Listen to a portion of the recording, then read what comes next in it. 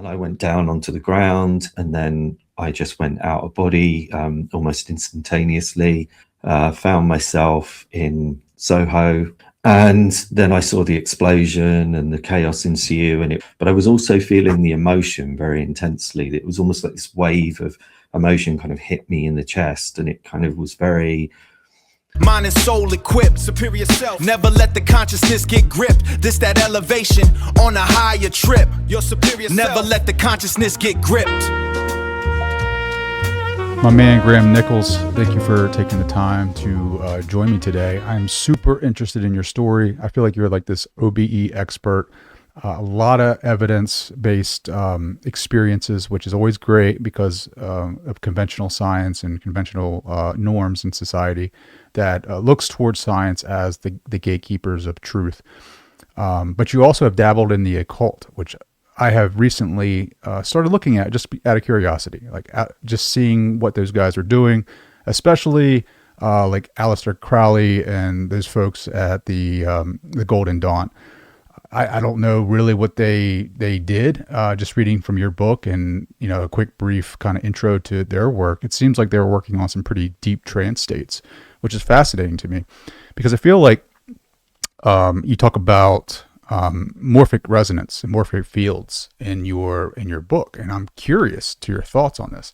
So like Aleister Crowley, even though he's a questionable character and did some questionable things, there's no doubt that there probably were some experiences in interdimensional realities.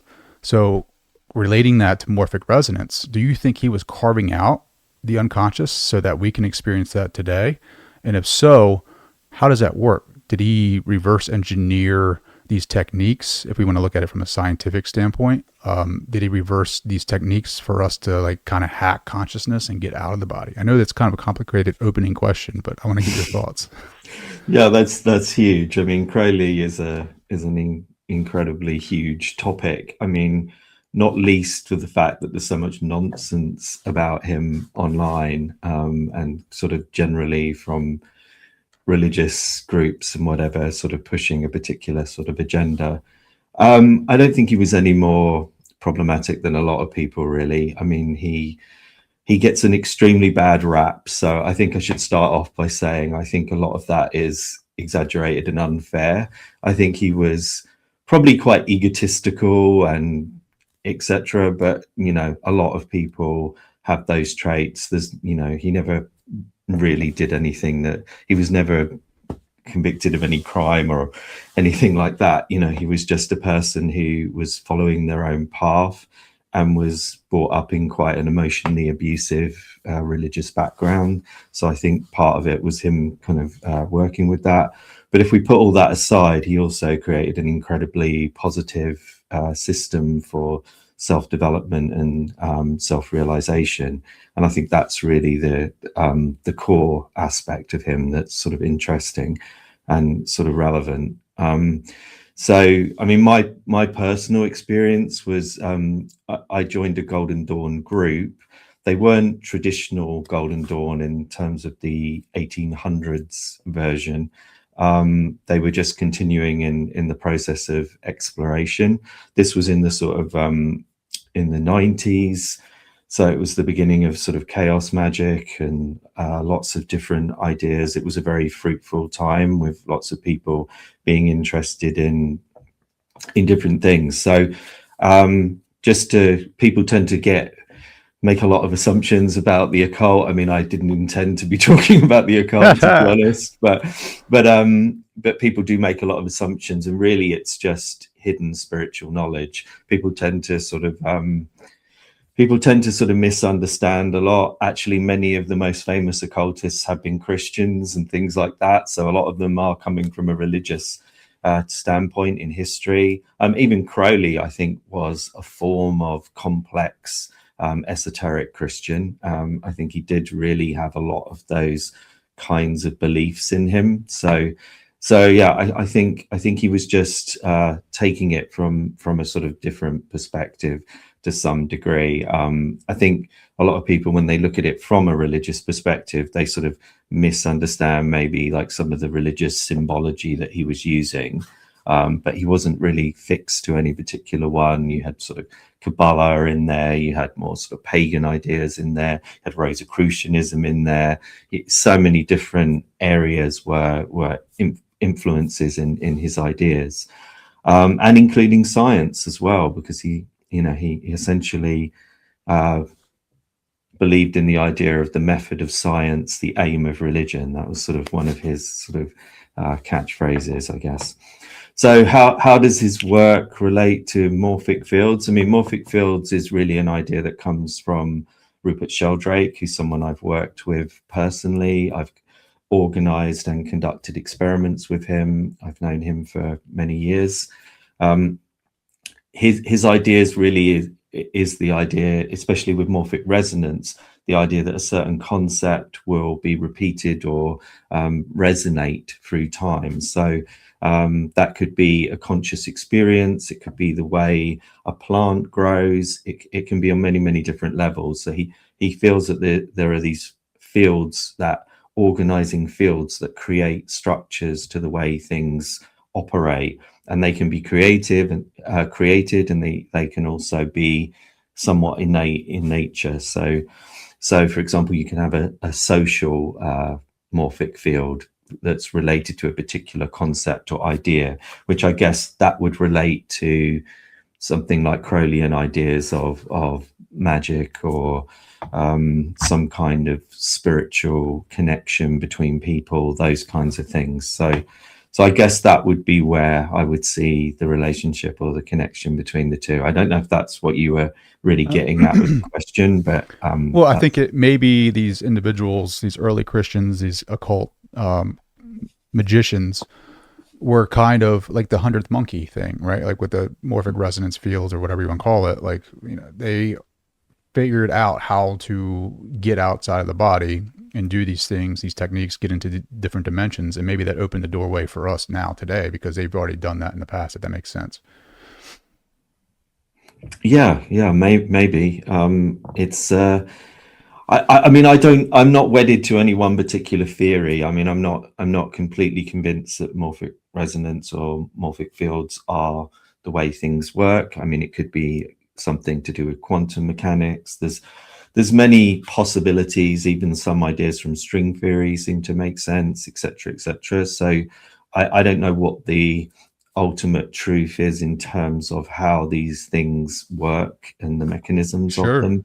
Yeah. But I think that's the fascinating thing, because we can really explore all of this. And I think magic, in a lot of senses, I often say, is the science of the subjective. That's how I see magic. You have science in general, which I would highlight as well. My angle on science is more to utilize the scientific method towards what I'm doing. It's not about a body of truth that everyone has to sort of conform to. It's more about the scientific method is the best methodology I think we have for identifying what might be true and what might not be true. Sure. So it's more I apply that than I look at this sort of body of data and say, oh no, you have to believe that. Yeah. Well, I think the more that we advance in technology and information, we're learning so much more about who we've been in the past than what we've been taught. And so, like, finding out about these occult groups like the Golden Dawn, right? Like you start hearing phrases pop up that are familiar. Like I think they called it the good work that they were doing. And a lot of out-of-body experiences and protocols and ritual, right? And then you look at people that are popping up online today. There are people that are talking about the good work and that they're doing kind of similar, having similar experiences with out-of-body states and learning the truth of, like, maybe what reality possibly may be, or what the cosmos may be, right? Like different dimensions. You have people talking about the 12 layers of reality. And it's like, well, people that are stuck in bodies like myself, who listen and consume so much about OBEs and the literature and near-death experiences and all of this, all the things, right? We wouldn't know if that's true because we've been taught a certain thing. And I think we're coming to a boiling point right now where the truth, we want it so bad, like we're starving for the truth. And I like your approach. Subjective is super hard to to prove to anyone really, because it's like your experience. And I think it's your responsibility to like dissect that and filter that for yourself, and grow in that fashion. But still, listening to your story, reading your books, diving into the material, there are techniques that people can use to trigger an out-of-body state, right? And find that truth for themselves. Like Tom Campbell says all of the time. He's like, if it's not your experience, it's not your truth, and which I agree with 100%. And in the experiences that I have, like, they might not make sense to you, but you have these protocols, these techniques that you have taken from these occult groups, right? Like these deep trance states. And my curiosity just starts like, what is it about the symbols that the Golden Dawn use? Like why does that work for people? Like, can you talk a little bit about that? Like what they are and how you utilize them? Yes, one moment. You'll have to cut this out, but I'm having a bit of an issue with my computer. Sure. One second. Go ahead, buddy. Yeah.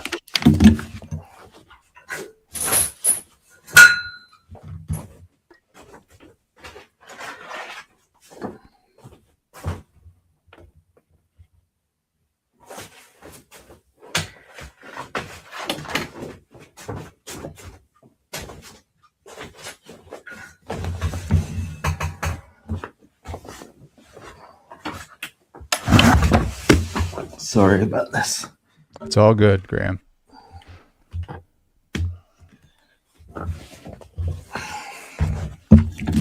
All right.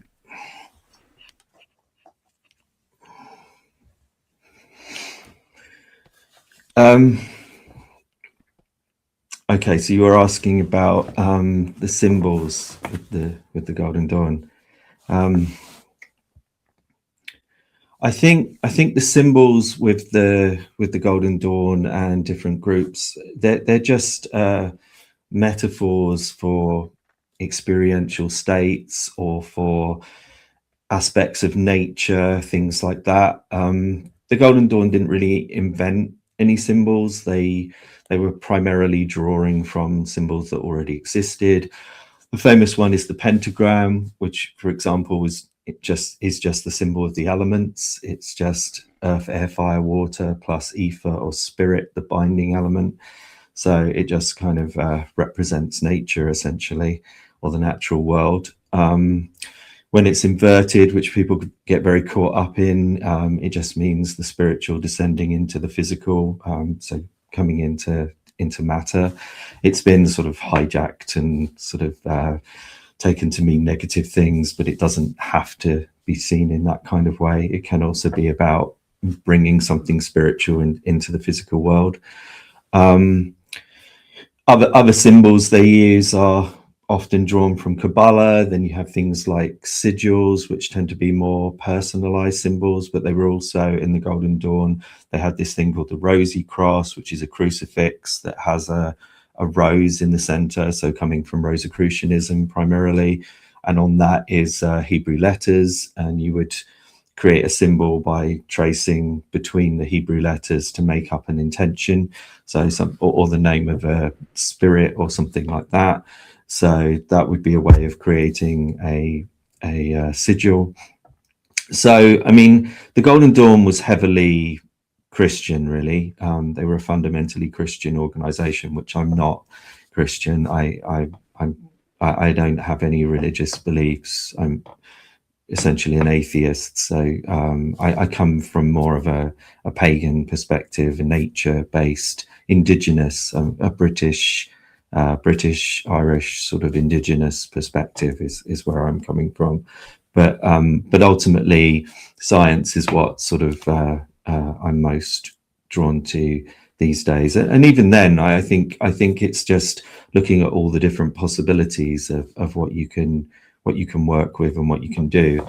And I think what those kinds of systems realized is that symbols can be an access point. I guess it's a bit like it's a bit like using a meditation symbol. They did use, for example, the tattva symbols for outer body experiences as well. And the tattva symbols are, again, elements, earth, air, fire, water, spirit. So the same thing, again, the idea of the elements, but they would use them as doorways for astral projection and things like that. So I think I don't heavily use those techniques or methodologies now. I think what I've done is I saw that a lot of them worked to some degree, but also a lot of them were very flawed. A lot of the esoteric beliefs are very flawed, like the religious beliefs. I consider it all to not be true, essentially. It's just that some things will work for different reasons. Like a particular symbol can cause a particular change in consciousness if you have a particular understanding of it or relationship to it, or there might be some kind of collective connection with a particular symbol, in terms of the collective unconscious or a morphic field or whatever might be the case. So you might be able to access that information in some kind of consciousness based way.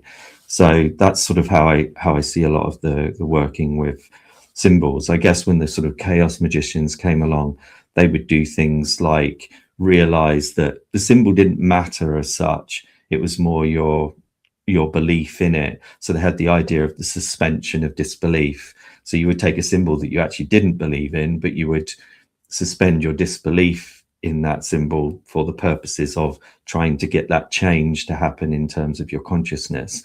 So that then becomes a methodology for altering your state, which they call gnosis, going into an altered state of consciousness, and then causing an effect in the world.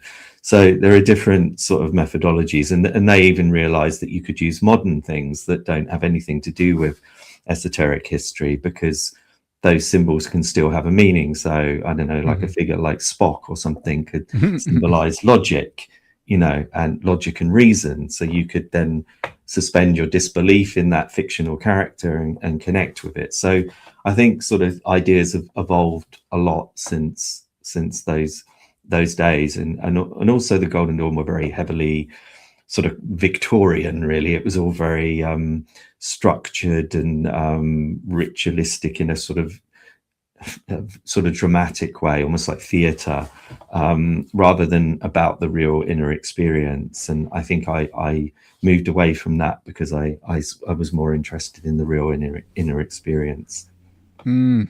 So did you actually open up doorways when you were in these deep trance states? Did you see doorways that appeared, portals or anything like that? Yeah, I've worked with astral doorways a lot, and different methods for opening things up, for sure. Yeah. Who's on the other side of that door? Is there a door? Is there a gatekeeper?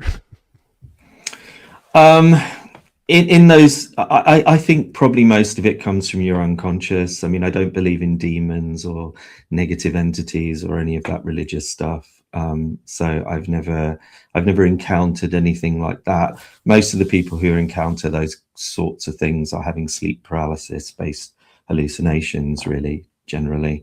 It's interesting, most of the people who talk about negative things to do with that stuff, they seem to use sleep paralysis as the methodology, and I've never used sleep paralysis. Interesting. And no why one is I that, work though? with does. Why is the why is the sleep paralysis the doorway for that negativity?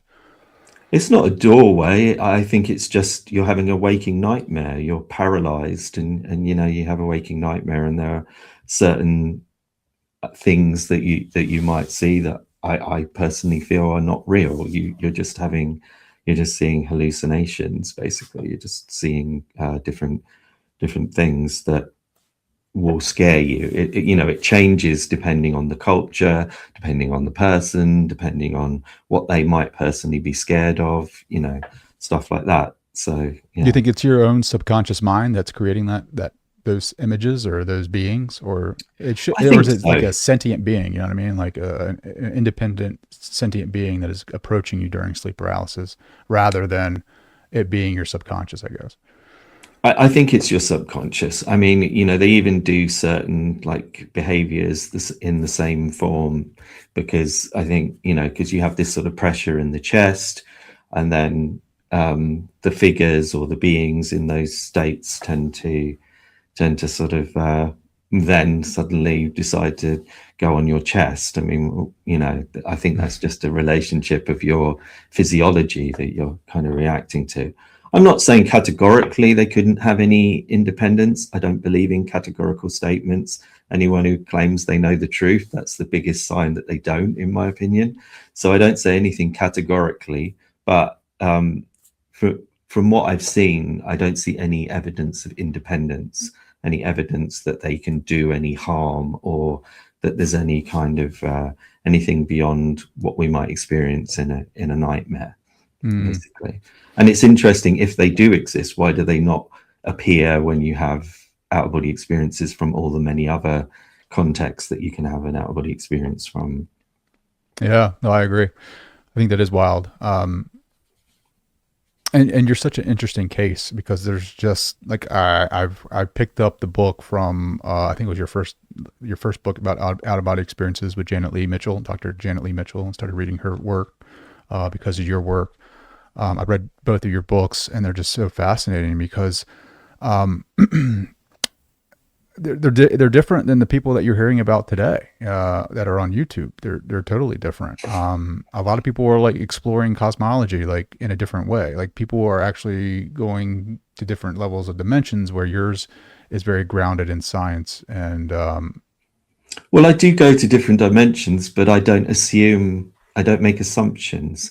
I think what people tend to do is they go to a different level, and then they say, okay, that's true, that exists, that's what's happening, and then they tell other people. And the problem is you then encounter someone else who says something completely different. So what do you do with that? It's like religion, a Christian will be absolutely certain that Jesus is the way, and blah, blah, blah, blah, blah. Sure. And then you meet a Hindu and they say, no, completely different. You meet a Jain, they say completely different. You meet a Muslim, something else, there's so many different versions. So the likelihood is they're all wrong, in my opinion, but that doesn't mean that there isn't any truth in any of it. It just means that the packaging, the individual experiential stuff, we shouldn't take that as fact just because we experienced it. We have to sort of question our own perceptions and realize that actually human beings are fallible. It's not likely that we're correct about things. It's more likely we're not correct about things. So if you take that as a starting point and you have a more open-minded view of it and think outside the box and don't just say, oh, this esoteric idea has been around for 200 years, so therefore it's true. I think that's a very weak way to decide what's true and what's not true. So I was never convinced by that kind of thing. And because I trained with esoteric people back from when I was like 14, I worked with Douglas Baker. He was my mentor, and he was coming from a very theosophy, he wouldn't have called himself a theosophist, but Alice Bailey and a lot of these writers from the theosophical movement were big influences on him. And he definitely considered himself that he was coming from an esoteric perspective. And I just found that a lot of the beliefs that he taught me didn't work in terms of my experiences. I wasn't seeing or experiencing the same thing. And then I couldn't verify these experiences in a real sense. So that's what sort of started me on that path to, okay, how could we maybe try to start working out what might really be going on and what might really be true. I'm not saying I've got all the answers to that, but I think that this approach of this sort of more open-minded, not believing things just because it's what everyone else is saying or whatever, that I think that's the way that we can start to move towards a deeper understanding of these experiences. Sure.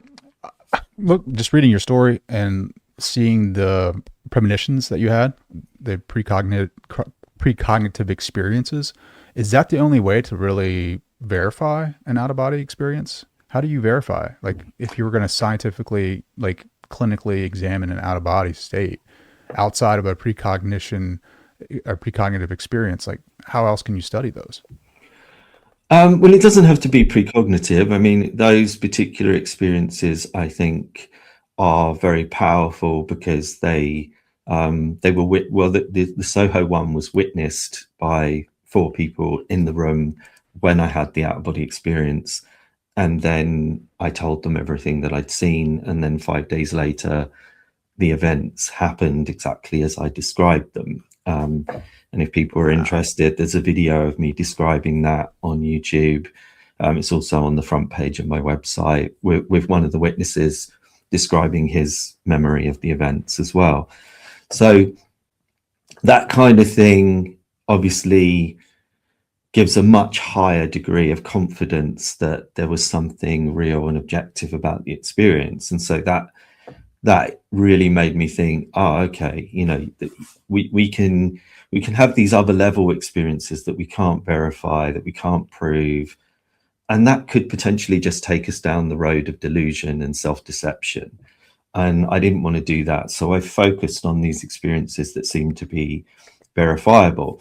So then I've also taken part in science. So the Rhine Research Centre, for example, I'm on the advisory board there, and I'm a research subject, and I also do educational programs with them. I did a 14-week study with them that used remote viewing and out-of-body experiences, and I was able to get positive results under scientific controlled conditions, and the whole study was statistically significant. So that's an example of how you could, you know, work with, in that case, it was with targets, so in the shape of images. So they would send me a notification by email. I was living in Estonia at the time, and the Rhine Research Centre's in the US. So they would send me a message, and they would say there's a target, and I would try to either have an out-of-body experience to see it or use remote viewing.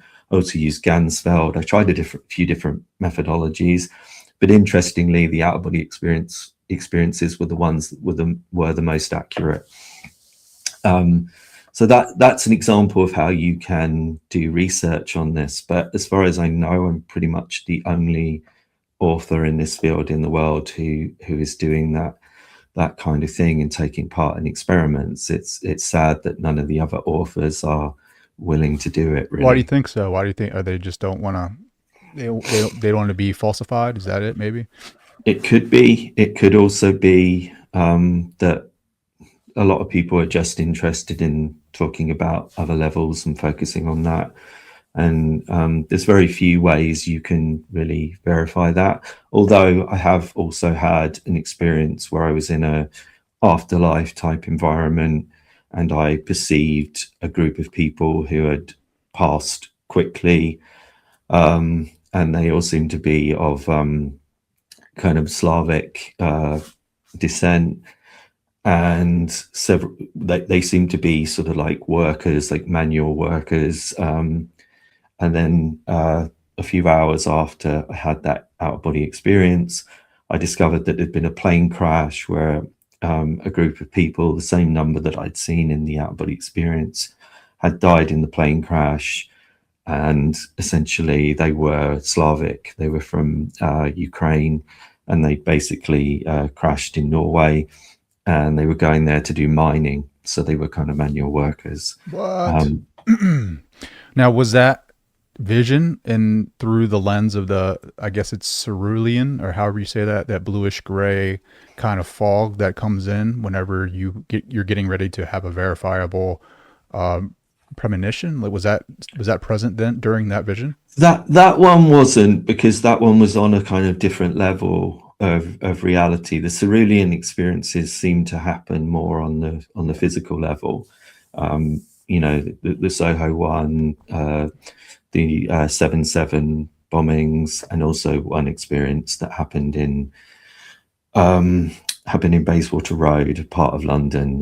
That was nothing, you know, related to bombs or anything. It was just a normal experience, but I was able to verify it.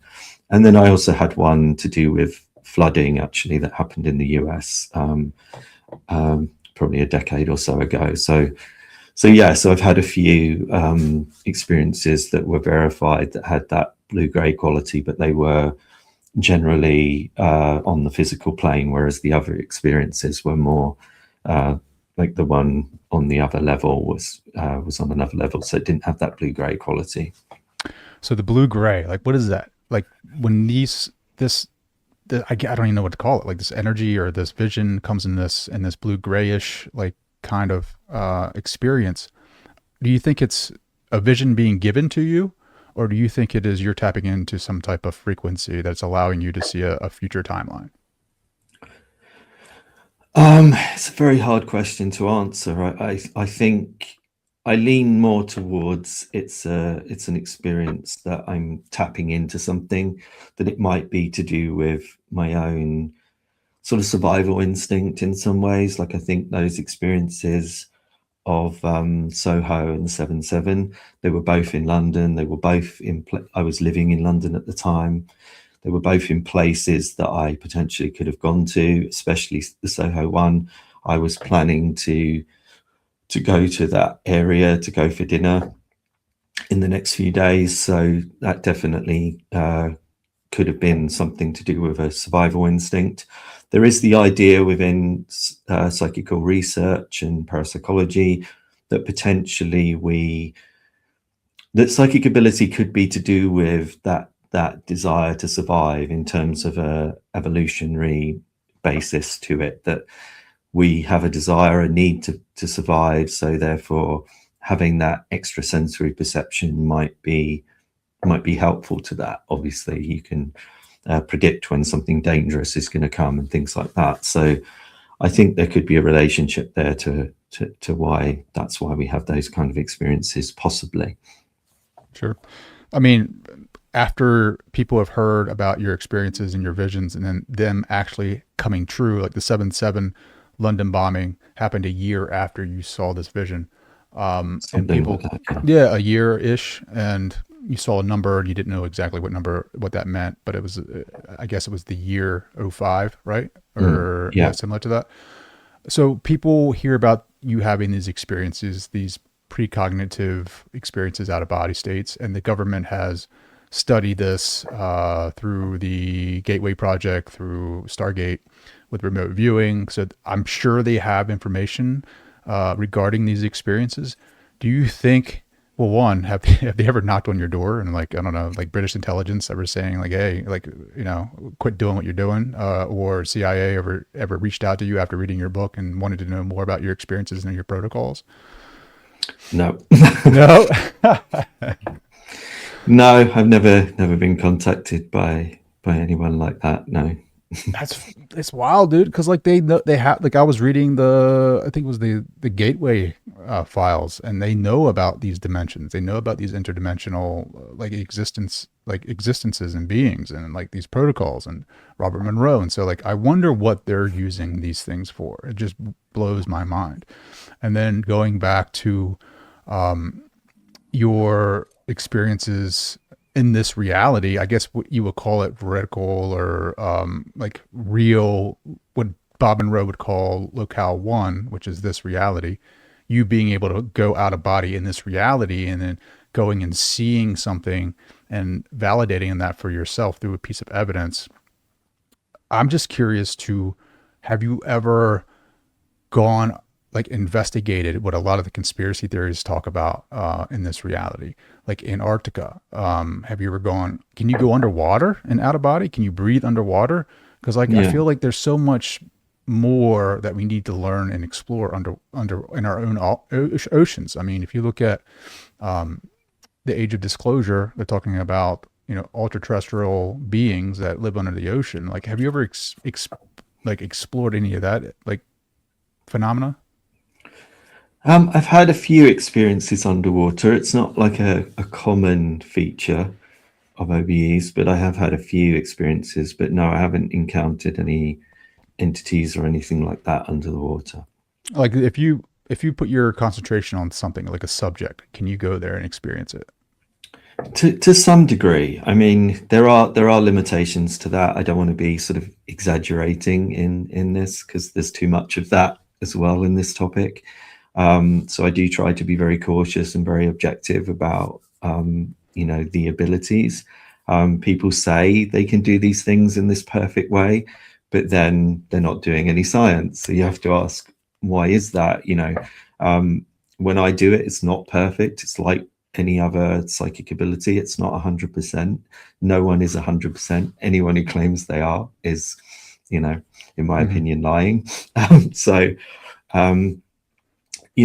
It's important to sort of take that perspective. And I think I've tried to investigate lots of different things, and some seem to suggest that there's something to some things and not so much with others. But again, I don't know how truthful I can come down with that. I mean, I do think there are conspiracies, but I think conspiracy theory is generally conjecture. I don't think there's, I'm not a conspiracy theorist. I don't think there's much truth to any of it, especially not, stuff about occultism like we started with, because I've been involved with it. I've been in the groups. I know what they're like, and I've never seen any evidence of any of this, harmful kind of, I see that more in religion, ironically. It's like the way, they'll say occultism and Satanism is all to do with child abuse. And it's like, the evidence we do have for child abuse is in Catholicism and Jehovah's Witnesses, and it's in religious groups. It's not in occult groups. There's like virtually nothing to suggest that. So it's I think it's interesting how people can filter things based upon their own, what they want to believe. They might already have a religion, so they want to create this bogeyman, this like, negativity that's out there that might exist but probably doesn't, in the majority of cases. Well, I want to hear about the things that you've been able to confirm for yourself. We need to narrow that down a bit. In like what? Well, like kind of the high strangeness area. I'm super fascinated with it. Like, I'm just because I think, to your point, you're so right. You're so right on it. It's like I think all religions have a piece of the elephant, right? And they're trying to describe the elephant, but they're just describing the tail or the ear or the nose or whatever, right? And like, they're right for them, but they're not right about the elephant. And I think, again, to your point about how when you get into these different groups, like you start having this group think phenomena where you start sharing like paranormal experiences, and you start painting that paranormal experience from that group think. And so like, oh, he is right, because like that's exactly what I experienced it. But like, maybe had some type of unconscious influence on what you were going to experience. So like, you created that for yourself, right? Like, does that goes in trends? I've been doing this nearly 40 years at this point, and I've seen the trends. I saw the trends in the 90s. I saw the trends in the sort of early 2000s, and currently there's this sort of, new sort of trends that have kind of come up. I mean, even a decade ago, a lot of the conspiracy stuff was a bit different to how it is now. A decade ago, David Icke and people like that were saying sort of different things, and now it's sort of become, he started off as being more on the left politically, for example, in his career, and now he's moved sort of more right, and that to me is an influence of the algorithms and social media, Google mind control, as I call it. Because everyone gets their information from typing in stuff on Google and looking at stuff on YouTube, which is owned by Google. It's like we have all this, so you can see these trends now are actually being manipulated by social media and things like that now. So I think there's truth in terms of, is that a conspiracy? This truth in the fact that there is sort of manipulation, Cambridge Analytica, situations like that, where there was manipulation en masse of populations through social media and things like that. So we do know that some degree of conspiracies and manipulation and things like that do go on. There's no sort of denying that. But I think often we're putting our attention in the wrong areas. For example, one of the best things you could do is get rid of all that, get rid of Google. You know, that would be a great step forward. You know, free tube doesn't use, you can watch Google with, you can watch YouTube without using Google. I have a de-Googled phone. I use Linux for my computer, you know, so I don't have any big tech at all. And, you know, so things like that are a way that you can actually step outside of the sort of cycles of the algorithms and how they manipulate you, and how unfortunately they're pushing us towards negativity as well. So I think that's a truth that I think in terms of you know, conspiracies and manipulation and things like that. So you don't see reptilians walking around? No. I was hoping that would be real. Well, I mean, because like Jacques Vallée, right? Like he's a big author and researcher and data collector in the world of disclosure, and he's been doing this work with UAP phenomena for decades, right? And he has this huge library of information, and he's, you know, he's alluding to this idea, like, you know, reality isn't what we think. You know, there may be some type of control mechanism that is giving us these experiences. You know, the UAPs might not be nuts and bolts, like physical nuts and bolts. It could be interdimensional. Like, have you seen those types of beings in these realities that you've traveled to? No. Really? Yes, really. Wow. I am not, by that, I'm not saying that they couldn't be there. I'm not saying that UAPs are not real. I do think there's definitely a phenomena there. I don't know what that phenomena is. But, you know, I think it's ridiculous at this point to deny that there is something. But I, you know, again, I think there's something like with OBEs. I mean, the mainstream scientific viewpoint is that they're just hallucinations. I don't think that's true, because I think the evidence is overwhelming that that's not the case, and the same is true with psychic abilities in general. I think there's overwhelming evidence, and has been for a long time, that there is that UAPs are a reality, but what that is, are they interdimensional? Are they aliens? Are they some kind of Earth technology that we don't know about? You know, there's so many possibilities. So I'm open to what the answer to that is. And I'm not claiming to be an expert on that topic. That's not my field of expertise. So sure. I think people who are interested in that definitely should look towards the people who have put a lot of effort and time and research into those areas. Mm-hmm. So you're an out-of-body experiencer. Like, I would say you're an out-of-body expert, right? Like getting your consciousness detached from this vessel and exploring reality, whatever that may be. Do you feel like you're ever pulled in a certain like locale or location or reality? Like when you get out, do you have the free will to explore whatever you want to do? That's interesting, because I do have the free will, but I often enjoy allowing the experience to unfold, because I do feel that often there is some kind of pull in a particular direction, or to a particular place, or something that will give me a deeper sort of spiritual meaning in some sense. And when I say spiritual, I don't mean supernatural. I believe it's just all of these things are just that nature is bigger and more beautiful and more incredible than the current understanding. That's kind of how I look at it.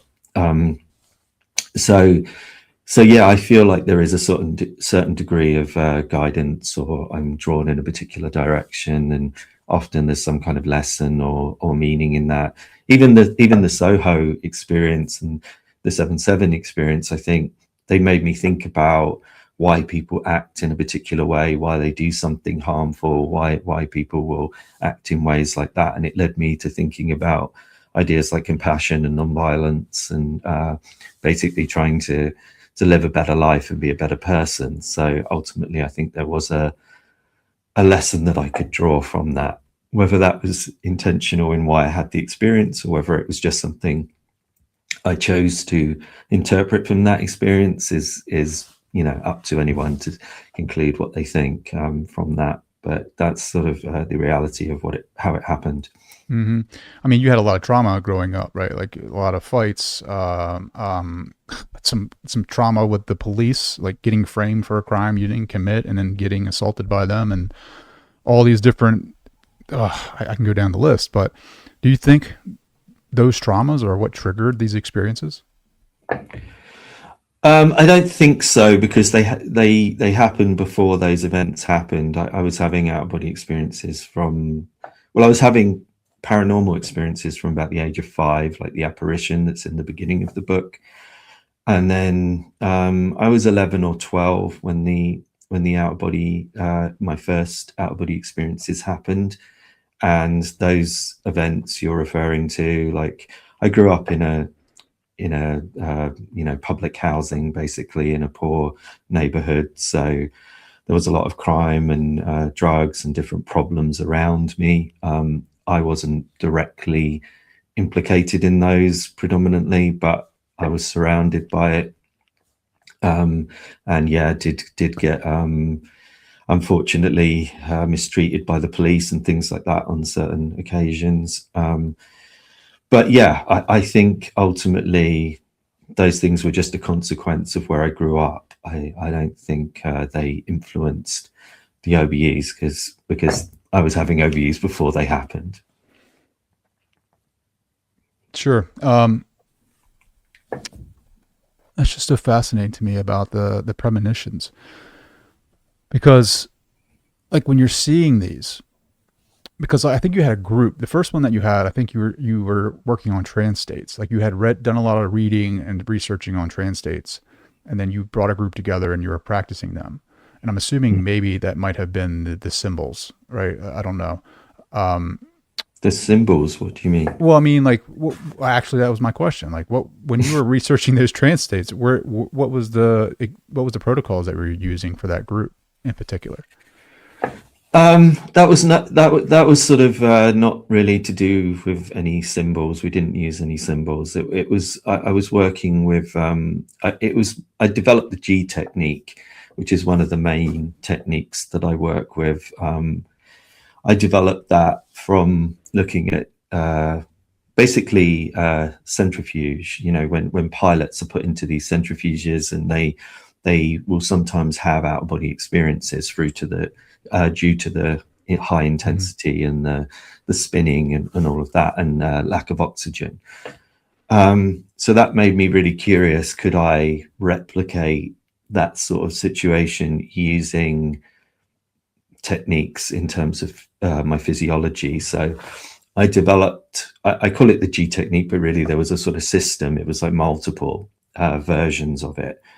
So I would use intense breathing, similar to sort of hyperventilating, and I would use physical muscle tensions and different protocols like that to do with my physiology, to initiate what I now call the pre-state to an out-of-body experience. That I think the pre-state, getting into that altered state prior to the out-of-body experience, is the most important part, because if you can get that right, then it's far more likely that you will be successful and you will have an out-of-body experience. So I was teaching this to that small group who were basically just friends. One of them had been someone who I'd known for many years, but the others were more sort of just like people I knew from university. I was at university at the time, and I went into this very intense, deep experience. But yeah, there wasn't any symbols used. And then in that experience is when you had the bluish gray mist come in, right, and you saw the future event happening. Now, when you were there, did it feel different? Like, did you see it more real in this reality? Can you talk a little bit about that? It felt as real as this reality. It was one of the deepest experiences I've ever had, probably the deepest experience, because it was like I felt this. I was doing that technique, the G technique, which, like I said, is a physical technique. And then I became sort of overwhelmed. I started to feel this sort of overwhelming intensity, and I went down onto the ground, and then I just went out of body almost instantaneously. Found myself in Soho on Old Compton Street, which is sort of like the main street in Soho in London. And then I saw the explosion and the chaos ensue, and it was all hyper vivid. But it was like my vision. It was like I was wearing blue sunglasses or something. There was this filter of blueness over everything I was seeing. But I was also feeling the emotion very intensely. It was almost like this wave of emotion kind of hit me in the chest, and it kind of was very, very, very powerful. And then I went into this void-like state where I was very, very deep in trance, and two of the people there, Lawrence, who was the one in the video that I mentioned earlier on my website, and also another guy called Chris who was there, they were sort of trying to coax me out of that state, because they'd noticed that obviously something very intense was happening, and I was very deeply out of the room. Basically, I was deeply in this altered state. Wow, man, that's wild. So did you have like a gnosis? Like they talk about gnosis, like in these Gnostic like texts. Was it like that? Like you had a knowing that this was going to happen? I didn't mean gnosis in the sense of Gnosticism. In chaos magic, they use the word gnosis to basically mean trance, to basically mean being in an altered state. So I meant it in that context.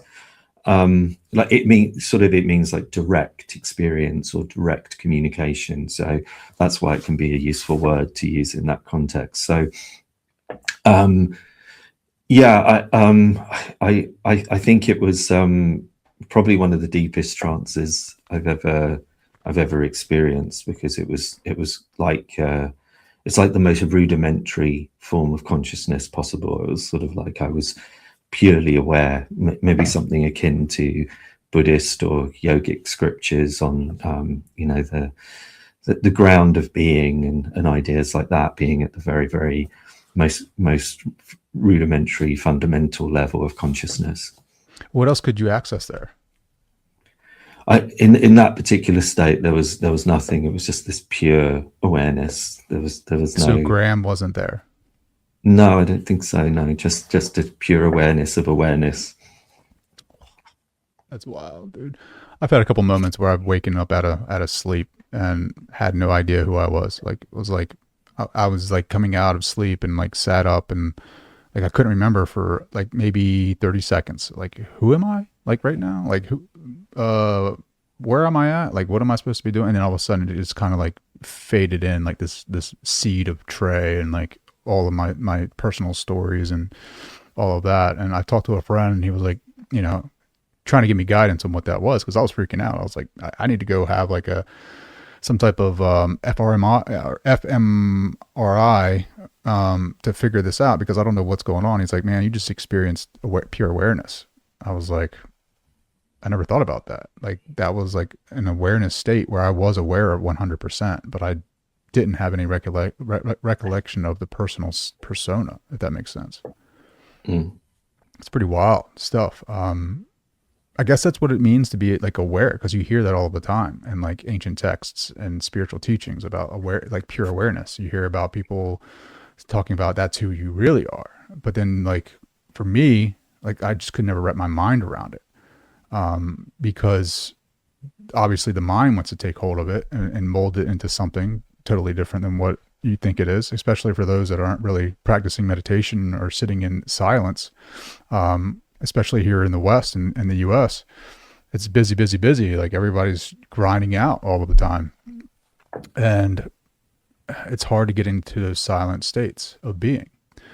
And I totally forgot where I was going to go with that, but well, there's a chapter in my first book called Solitude and Silence. So I think that's really fundamental. I think consciousness really is the meaning of life in essence. I think it is, we have that direct experience of being, that really is what gives us this sense of experience, and experience is really life, isn't it? It's what we kind of realize in the world every day. We have all the so I think ultimately the out-of-body experience is like one of the ultimate experiences that we can have. So it is the most fundamental experience in terms of giving us that sense of being alive. You know, and I think also once we have that pure awareness of consciousness, we have that direct experience of the ultimate consciousness, we then have that point when we can perceive that in other people. There's that shared awareness, and that's where, you know, people often say the meaning of life is love and things like that. You know, what is love? It's the realization of the consciousness and the reality of another person in that very, very deep, fundamental way. It's where your awareness of yourself transforms into the awareness of someone else. I would say that would be almost how I see it. It's almost like a union of consciousness. And so I think consciousness really is the basis of everything. Mm-hmm. Does anything freak you out in the out-of-body states? I feel like you talked about a doppelganger in the woods. I'm curious to hear more of that story. Like, how did that even happen?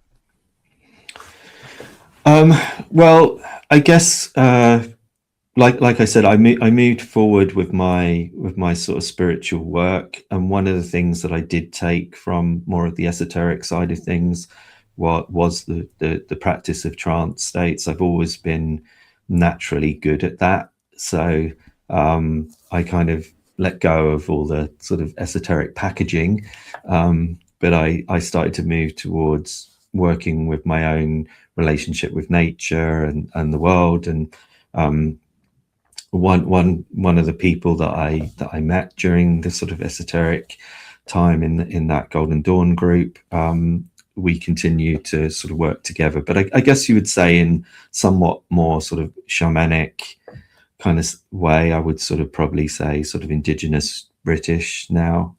That is sort of how I see it. Just working with nature and the land and the ancient sites and things like that. So we would often meet and go off to like a natural environment, the woods or wherever, and we would work on going into trance states and working with those kinds of things. And on that particular occasion, I think the context of that experience was I'd had this interaction with this person, and it was kind of I sometimes can sense when there's something wrong with someone, or like illness, or there's some kind of something like that with the person, and it kind of creates a strong reaction in me, and it's almost like you know, like something uncontrolled.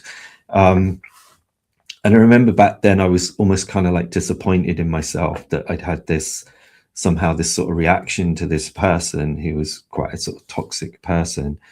And I think they sort of died not long after that particular encounter. And so I guess that cemented even more a sense of sort of regret to some degree.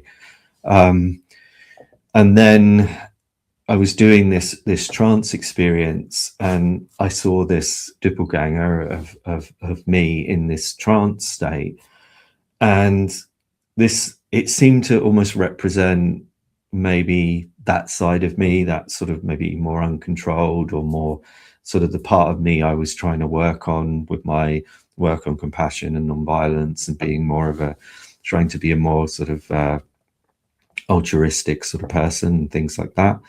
And I guess this figure, this image of me, he wasn't exactly like me. He was dressed in, I think, military gear, was sort of looking quite sort of, you know, had a kind of certain energy. But I remember that he sort of took this, what I perceived as kind of like negativity from me. And it was almost like a cathartic experience of releasing that. So yeah, that was the sort of that was that particular experience. Yeah. Do you think it was like a parallel? Was it? I just figured, like, was that a parallel life? Like, do you think it was another you in a different reality kind of experience? You know? No, I think it was more of a symbolic representation of a side of me, a part of me that maybe I wasn't comfortable with. My shadow, maybe. You could see it like it was my shadow self, and maybe I was sort of trying to integrate and work with that. And I think a lot of those kinds of practices, they can be very like that. I mean, one of the people I met when I was exploring the esoteric side of things was a shaman called Jan Thries, a German shaman. And he uses this technique called seething, which comes from Seither, a sort of Nordic practice. And he would use that to go into sort of trance states. And I have used that methodology ever since. And it's similar to some sort of OBE protocols and things as well, in the sense of it, it causes this vibration. And obviously with OBEs, a lot of people describe it as sort of vibratory state before the OBE. So what is that vibration state? Do you think it's like you're raising your frequency up to a certain level, or you're aligning with a different reality?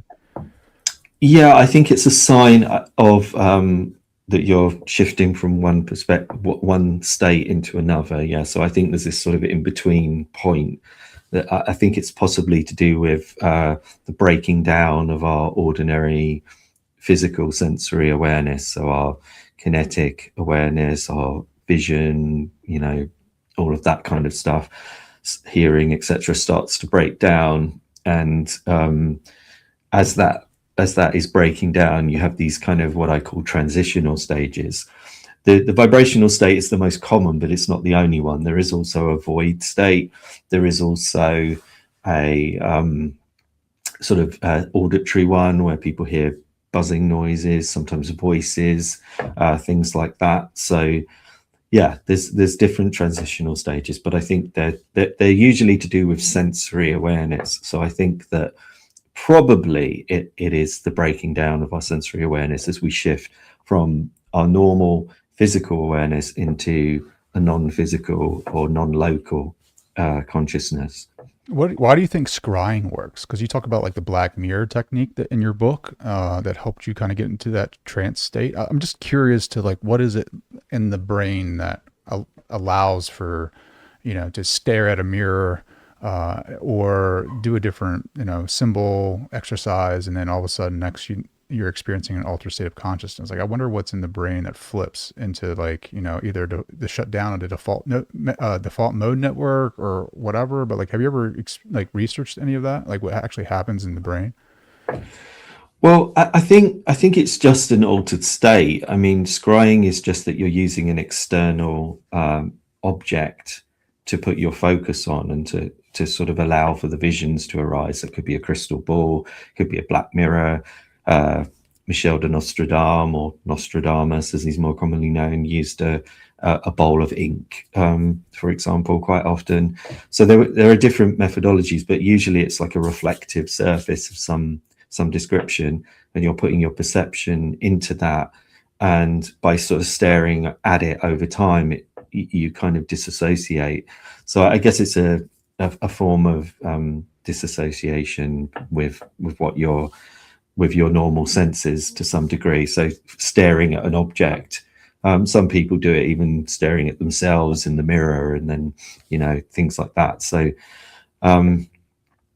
it's been used for hundreds, thousands of years. So I think it's just a mechanism in terms of what's going on in the brain. I don't think anyone's specifically looked at that. That would be really interesting, actually, to look specifically at people when they're scrying.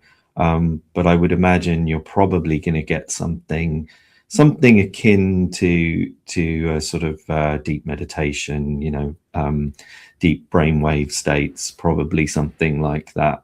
But probably if you did an fMRI, I suspect you would get both the meditational elements, but I think you would also get the visual cortex and things like that very active, because you're perceiving and seeing things as well. But we don't really know. We can only sort of, guess what might be going on. Sure. And another thing they've done for thousands of years are psychedelics, right? Like those mysteries. Like, have you ever participated in those? Like, have you done psychedelics?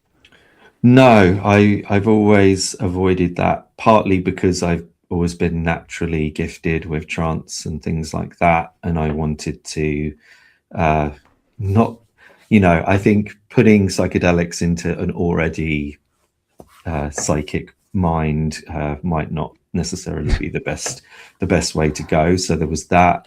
And then also, I think I just maybe where I grew up, the tower block, the apartment block that I grew up in, there was, junkies, heroin addicts, etc. Just used to sleep under the stairs at the bottom of the building. I used to have to step over them sometimes to go to school. So it didn't give me the greatest association with substances and drugs, etc. So I thought generally for my own psychology and well-being and all of that, I wouldn't go that route. So I don't even drink alcohol and never have, never smoked. I eat very clean, plant-based food. I just focus on being healthy and living in a very sort of simple way in terms of consumption. Yeah, I think Crowley, I read an excerpt from some type of literature saying that he said, like, to be able to embrace the light, you have to be filtered or something like that. Like, I'm assuming like you have to be kind of like more pure. Do you think these protocols that you're implementing in your life to be more clean, like no alcohol, no smoking, veganism, do you think those protocols or techniques are allowing you to experience these different levels of reality? I think so. I do think they help. And my motivation for originally sort of going first off vegetarian and then vegan was spiritual in intention, and specifically to help me with OBEs. It wasn't sort of from any particular ideological perspective or anything like that. I just had read in a few books that it was helpful. So I thought, well, I want to look at it in a very holistic way and try everything that might be beneficial. So I started experimenting, and it did seem to benefit me. So I continued down that path, and then learned more about nutrition and health in general, and then sort of the ethics and things like that, which only sort of backed up really the spiritual perspective on it. So yeah, that was kind of how it went with me. And actually, one of my students recently got inspired to do a PhD and do actual research to see if there was any relationship with nutrition and diet, because he was inspired by me to try being plant-based. So basically, he did his PhD on it. He looked at various different groups, compared them in terms of self-reporting, what they described. Then he looked at like a big sort of bigger population group to see again if he got the same effect. And then ultimately he did experiments in the laboratory with meat eaters, vegetarians, vegans, and people who fast. And the vegans came out top by a significant margin over the other groups. I think second was fasting. So this is the effects on out-of-body experiences? That was on psychic ability. That was Psychic ability? Specifically on telepathy. So because doing OBEs in a lab context is quite difficult. That's why there hasn't been that much research on it. But remote viewing, telepathy, those kinds of psychic abilities are easier to study in a lab context. Sure. That's pretty wild to think about, right? Because I wonder if it's like meant that way, not meant that way, but I think maybe that's how they're keeping us down from obtaining those psychic abilities, is by giving us all the junk food over here, right? Like keeping us watching football and drinking beer and like all the things, coffee. Like I just stopped using coffee for like a week, and I can just tell the difference. Like, it's wild, the differences. I do crave it a lot. Obviously I'm addicted to it, but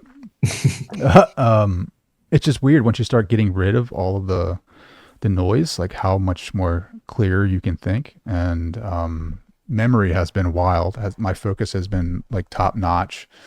And yeah, there's something to be said about that. So I always wonder if it's like them trying to kind of like dumb us down a little bit, so that way we can't access these different types of information systems and realities. But going back to the out of body the free will and out of body states. Like, what keeps you from going? I'm just, ethics, obviously. I'm assuming ethics. But like, if you wanted to go and like go in out of body states and see something or someone, or gain information about something, like let's say, for instance, if I wanted to go and get the codes for, I don't know, whatever, right? Information, special information that I can obtain in out of body states and then bring it back and like maybe advance my social status here. Like, what's stopping you from actually doing those things? Does that make sense? Well, I think there are limitations to the experience. I mean, I don't think perception is 100% in OBEs. I mean, it can be, but those are peak rare experiences, like my cerulean state experiences. That's why I'm interested in them, because they are the, if you like, the gold standard of what we want in terms of OBEs. If I could reverse engineer, if I could find out how to get to that state and how to get other people to that state in a consistent way, then we would essentially, we would be able to take this to the next level for sure. So that's a big focus of part of my research, is trying to understand how we can access those peak experiences and those peak states more. Have your students reached that cerulean state? I think the cerulean state might be a specific form that I experience it through. I don't think it's sort of a thing that happens with everyone, but they have had peak experiences, yes, where they've been able to verify their experiences, shared experiences with another person, things like that. So those are what I would call peak experiences, but they didn't generally see it in the cerulean way. I think that might be a specific thing to how I experience things. What's the first thing that people talk about when they have an out of body experience with you? The first thing? Yeah, like what's the first thing they talk about? Like, what is it that they want to tell you? Like, what is it, like when somebody has an out of, like one of your students, like what's the most common thing they report back to you? Is it like, do they... Excitement, I think. Excitement? Just sort of, yeah, like a kind of joy, excitement, usually, because I think it's not just, I think that's the thing with out of body experiences. It's not just about out of body experiences. It's what they represent, what they mean for us in our lives. Because if you have an experience like that, especially if you do verify it in some way, then that's telling you that that you can transcend the physical, that there is more than your physical life, that there is a whole world of possibility and perspective and change that is available through that one experience. It's kind of a confirmation in a sense. So I think the excitement people have when they tell me this is partly about, wow, that was an amazing experience, but also partly this changes everything. This is like, I get a lot of people saying thank you to me. I get a lot of people who are really, which is a great aspect of what I do, especially with the one-on-one training that I do, because people feel a real gratitude for, what I do. And that's really nice. It's like sort of like the ultimate job satisfaction in a way in what I do, that people, because it's changed my life fundamentally. It's like you mentioned, from the struggles and the environment I started in to now I have a life where I am very happy with my life. I feel very happy. I'm totally healthy. Everything in my life has kind of been transformed for the positive, and that I really, really value, obviously. And I love seeing that in other people. Sure. I think we all feel like prisoners here sometimes, right? Especially or victims. And it's all about perspective. It's all about like, do you choose to be a victim almost? Like, do you view it through that lens of experience? Some people do, and some people don't.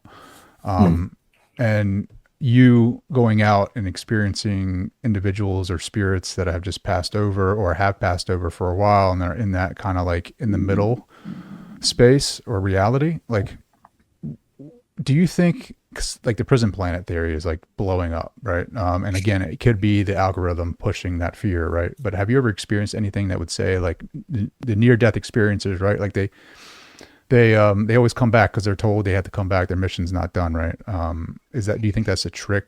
Like, do you think people are actually being forced here?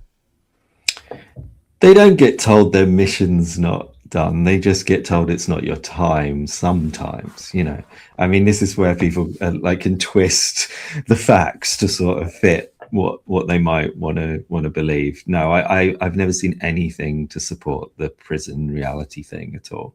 Again, I think this is just a trend. This is just like the current thing that people are sort of talking about.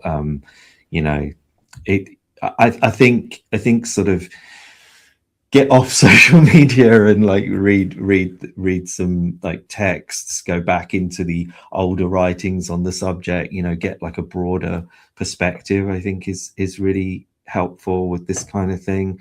Mm-hmm. It's like even in the nearly 40 years I've been doing this, like my students and the people I've met along that way, like really the whole prison reality thing hasn't really even come up other than in the last sort of few years, like maybe 3 years or something. I've been suddenly hearing this. It's suddenly the kind of thing that people are talking about. But no, I don't. I think for me the bar to believe that is really high, because if you want me to believe something that's totally toxic and negative about my life, I'm going to need a really, really good level of evidence to say, okay, I think that's for real. Because it's like, why would I take on such an idea? Why would I want to believe in something like that when I can believe this experience is, accessing a larger consciousness, that it can be life affirming, that it can be healing, that it can be completely transformative?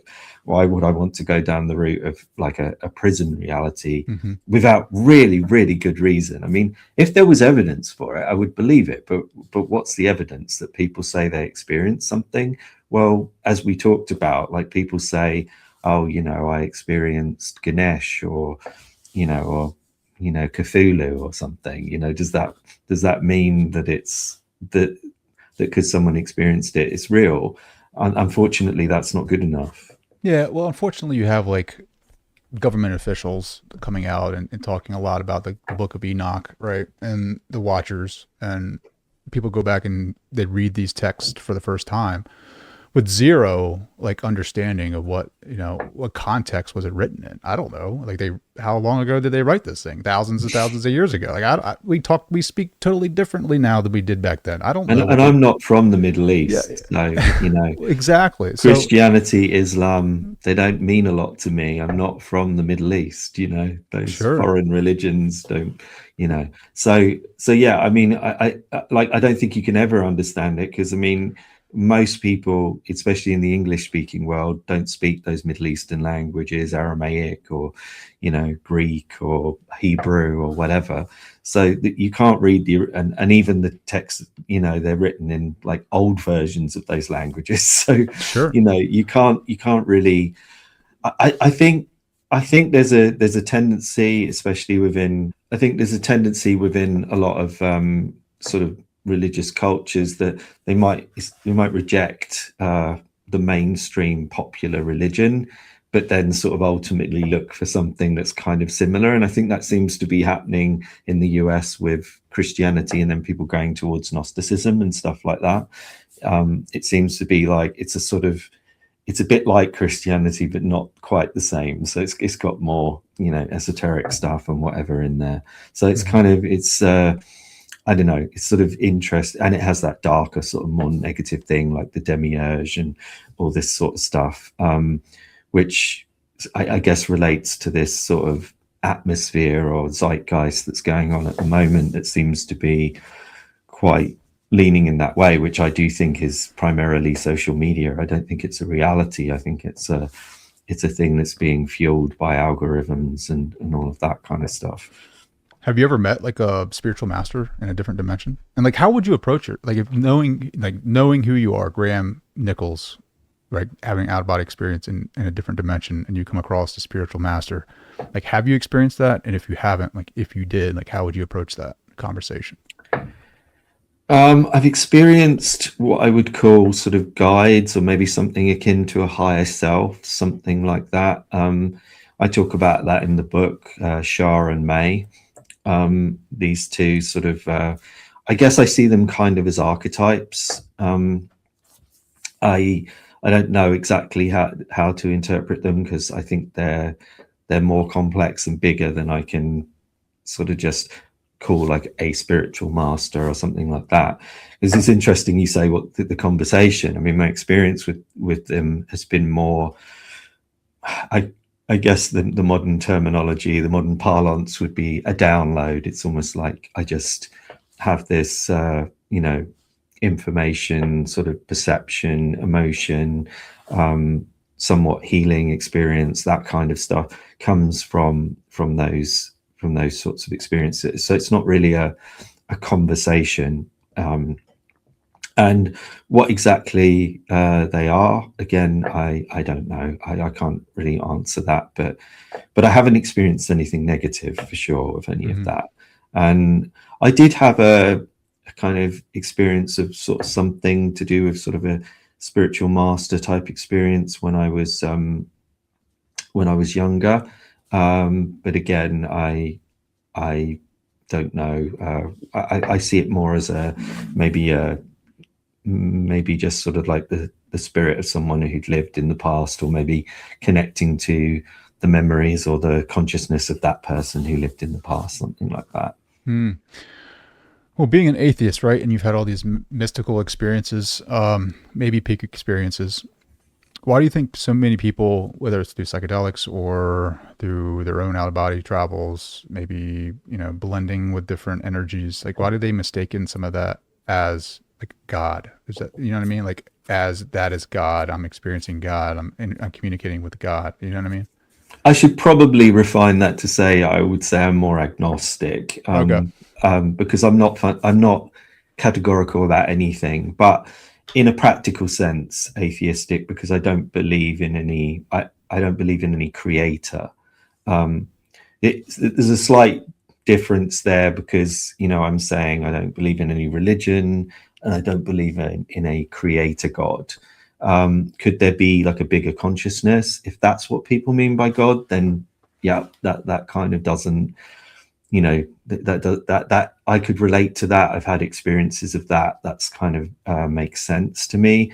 But to see that as like sort of creating the universe doesn't really make sense to me, because you have this infinite regress problem of, where did God come from? Yeah.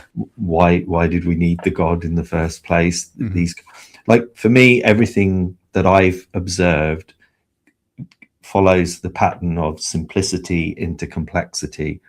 I've never seen anything that goes complexity into simplicity, like in terms of, so God seems backwards to me. I think that there are other levels of consciousness and other forms of consciousness. That seems to be the case, but I think that they probably either arose from us, like almost like the morphic field thing we were talking about before, where there's a sort of interconnection between different conscious beings, and that creates something else. It creates a field of information. So in a sense, these deities and gods exist, I think, in some degree by the collective awareness we have of them. So in that sense, they kind of exist. But the idea that they exist in a completely self-created sort of independent way just doesn't quite make sense for me.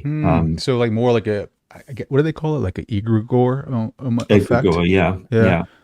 Where masses of people believe in something, so they automatically create it, whether that's in the unconscious or whatever in consciousness, and then all of a sudden you're essentially giving it power, so then it reacts to, I guess, whatever to you or interacts with you in some different type of way.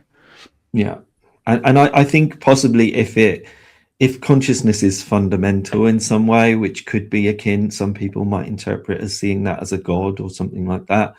But I'm definitely open to the possibility that consciousness is some sort of fundamental aspect of reality. If that's the case, then, these are all somewhat personifications in the same way we are of that sort of sea of consciousness, that interconnected consciousness. So I find that a far more satisfying way to look at things than Yeah. Dude, if there is a God, we don't understand it at all. And sure, yeah. I think we evolve to have like this worship gene in us, to like want to have to worship something outside of us. I just that's what I believe. I don't know if you. I think you're right. Yeah, I think we do have this innate need or desire to see what's beyond us, or to connect with what's beyond us. And when you do have those experiences of that sort of pure consciousness, it is like it suddenly, consciousness becomes not something happening in my head, but it becomes your reality, that the whole of reality is suddenly consciousness. And to call that God does make sense. It's kind of like a logical thing in many ways. So I tend to be specific in the sense that I don't believe in a thing that created the universe, a conscious being that created the universe. But that doesn't mean that there isn't a bigger conscious being, or that consciousness couldn't be bigger. It's just that, and I don't discount there could be a creator God, but I think personally, in my opinion, which it doesn't mean much, it's just me, in my opinion, it's very improbable. Have you seen the Genesis? I mean, have you seen like your version, whatever that may be, of like the start of the universe, like the idea of how it may have happened? I did try to explore some of that stuff like early on, actually, and it was very interesting because it I don't know whether I was being influenced by reading some of the sort of Kabbalistic stuff at the time, but you've got Ein Sof, R, which are the sort of, like on the tree of life, you've got like Kether, however you want to pronounce it, is the sort of supreme sort of Sephiroth, or supreme like level of the tree of life. And then beyond that, you've got this Ein Sof, R. And I always saw that as really interesting, almost like a singularity that kind of turns in on itself, like a concept that we almost can't comprehend, of this single point that kind of like a cell or something like that, or like the moment of conception, or something of that nature, where you've got one becomes two, and the nature of it reaches a sort of critical mass and it splits into two kind of idea. And when I was sort of going back in the universe in my OBE, or trying to do something like that in this sort of experience, there was a point when like the velocity or the journey that I was going on, it almost seemed to reach this critical mass and then turn in on itself. So although it's very hard to articulate what I'm talking about, and to kind of put that into words, that's something how I see it, that it is that I think there was some kind of singularity of the most simplistic sort of form of reality or matter or something like that, and then it sort of turned in on itself. It reached this critical mass where it split or divided or transformed in some way. And I think motion really is what creates everything to some degree. What's the difference between life and inanimate nature? It's motion. It's the so 100%. Yeah, that's kind of how I experienced it, but it's something that I think you have to experience in some kind of conscious way, in like a trance or a meditation or something like that. I think it gets into the whole idea of sort of limit experiences as well. There's a philosopher, Georges Bataille, who talks about limit experiences as being the ultimate form of like being alive, of actually experiencing. And that goes into what I was saying, that I see like experience as almost the meaning of life, or the essence of life in some form. And he had this idea that when we are in a near-death experience, or we are on the edge of something, or we are pushed completely out of our comfort zone, we have these experiences, these limit experiences, that we feel in those moments the most purest form of being absolutely alive. And I think our body experiences and things like that can give us access to those kinds of states as well. Graham, dude, I can talk to you for years, dude. thank you for taking the time to come on. How can people connect with you? They can go to my website. There's all the information about my sound technology for inducing OBEs. I've got an online course they can do to learn OBEs, or they can reach out. I do private tuition and coaching as well. So just my name, grahamnichols.com, Nichols with 2 L's. Just go to my website and all the information's on there. Well, brother, next time we're gonna talk about some more weird stuff. Maybe tie in AI. We talked about some pretty weird stuff. You definitely took it in some directions I wasn't expecting. Oh man, thank you, brother, for taking the time. You're very welcome.